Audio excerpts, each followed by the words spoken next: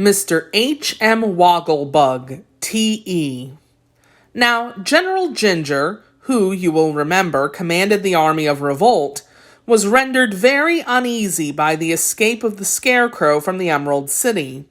She feared, and with good reason, that if His Majesty and the Tin Woodman joined forces, it would mean danger to her and her entire army, for the people of Oz had not yet forgotten the deeds of these famous heroes, who had passed successfully through so many startling adventures.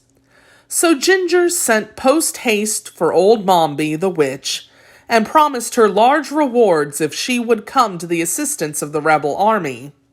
Mombi was furious at the trick Tip had played upon her, as well as at his escape and the theft of the precious powder of life, so she needed no urging to induce her to travel to the Emerald City to assist Ginger in defeating the Scarecrow and the Tin Woodman, who had made Tip one of their friends.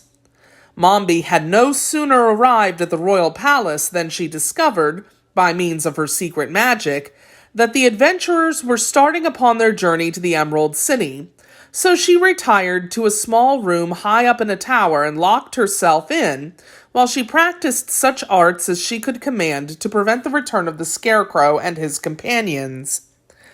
That was why the Tin Woodman presently stopped and said, "Something very curious has happened. I ought to know by heart in every step of this journey. Yet, I fear we have already lost our way." "That is quite impossible," protested the Scarecrow. "Why do you think, my dear friend, that we have gone astray?"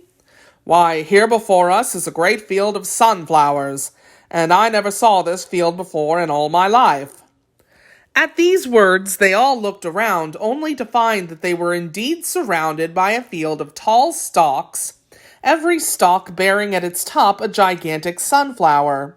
And not only were these flowers almost blinding in their vivid hues of red and gold, but each one whirled upon its stalk like a miniature windmill, completely dazzling the vision of the beholders, and so mystifying them that they knew not which way to turn.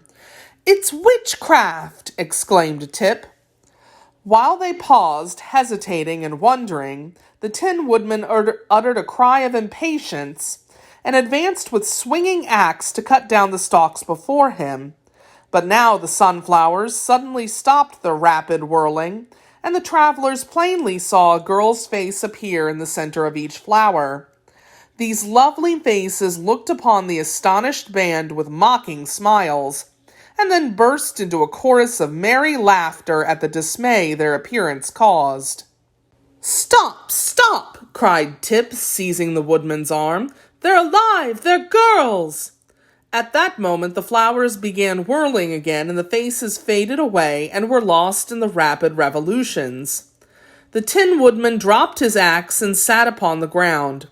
"It would be heartless to chop down these pretty creatures," said he despondently, "and yet I do not know how else we can proceed upon our way." "They look to me strangely like the faces of the army of revolt," mused the Scarecrow.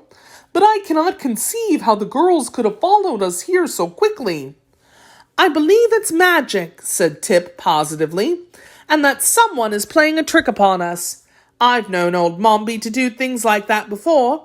Probably it's nothing more than an illusion, and there are no sunflowers here at all." "Then let us shut our eyes and walk forward," suggested the woodman. "Excuse me," replied the Scarecrow. "My eyes are not painted to shut. Because you happen to have tin eyelids, you must not imagine we are all built in the same way." "And the eyes of the sawhorse are not eyes," said Tip, leaning forward to examine them. "Nevertheless, you must ride quickly forward, and we will follow after you and so try to escape. My eyes are already so dazzled that I can scarcely see."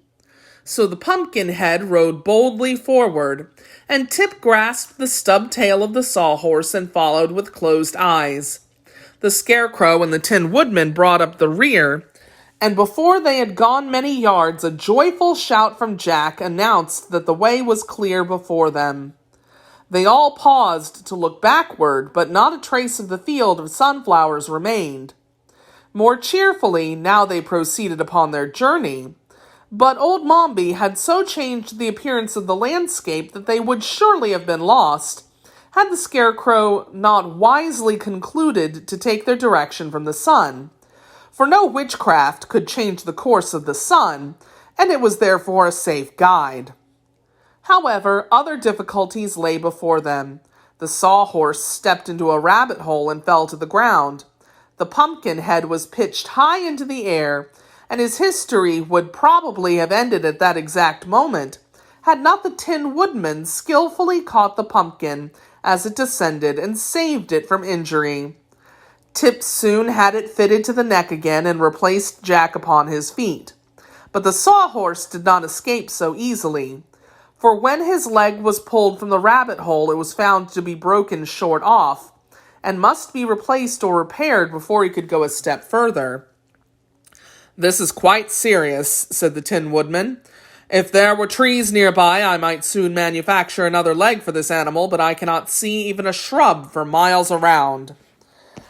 "And there are neither fences nor houses in this part of the land of Oz?" asked the Scarecrow disconsolately. "Then what shall we do?" inquired the boy. "I suppose I must start my brains working," replied His Majesty the Scarecrow, "for experience has taught me that I can do anything if I just take time to think about it." "Let us all think," said Tip, "and perhaps we shall find a way to repair the Sawhorse." So they sat in a row upon the grass and began to think, while the Sawhorse occupied itself by gazing curiously upon its broken limb. "Does it hurt?" asked the Tin Woodman in a soft, sympathetic voice. "Not in the least," returned the Sawhorse, "but my pride is injured to find that my anatomy is so brittle." For a time the little group remained in silent thought. Presently the Tin Woodman raised his head and looked over the fields. "What sort of creature is that which approaches us?" he asked wonderingly.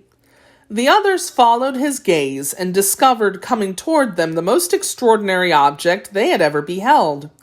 It advanced quickly and noiselessly over the soft grass, and in a few minutes stood before the adventurers and regarded them with astonishment equal to their own.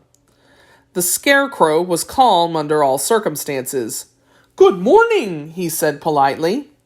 The stranger removed his hat with a flourish, bowed very low, and then responded, "Good morning, one and all.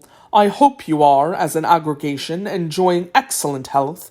Permit me to present my card."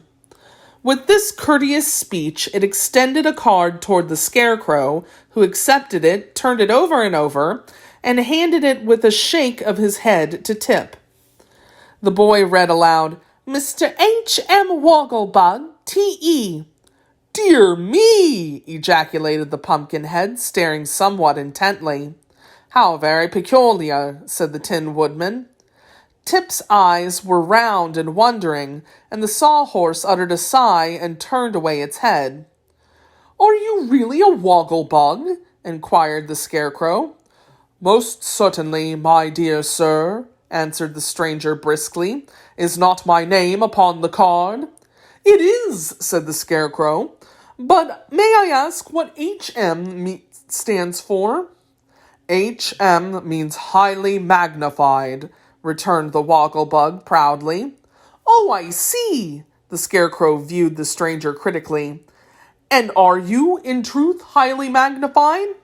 "Sir," said the Woggle-Bug, "I take you for a gentleman of judgment and discernment.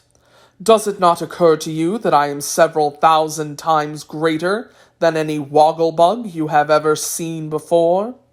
Therefore, it is plainly evident that I am highly magnified, and there is no good reason why you should doubt the fact." "Pardon me," returned the Scarecrow. "My brains are slightly mixed since I was last laundered. Would it be improper for me to ask also what the T.E. at the end of your name stands for?" "Those letters express my degree," answered the Woggle-Bug with a condescending smile. "To be more explicit, the initials mean that I am thoroughly educated." "Oh!" said the Scarecrow, much relieved. Tip had not yet taken his eyes off this wonderful personage. What he saw was a great round bug-like body supported upon two slender legs which ended in delicate feet, the toes curling upward. The body of the Woggle-Bug was rather flat, and judging from what could be seen of it, was a glistening dark brown color upon the back, while the front was striped with alternate bands of light brown and white, blending together at the edges. Its arms were fully as slender as its legs, and upon a rather long neck was perched its head, not unlike the head of a man, except that its nose ended in a curling antenna, or feeler, and its ears from the upper points bore antennae that decorated the side of its head like two miniature curling pigtails. It must be admitted that the round black eyes were rather bulging in appearance, but the expression upon the Woggle-Bug's face was by no means unpleasant.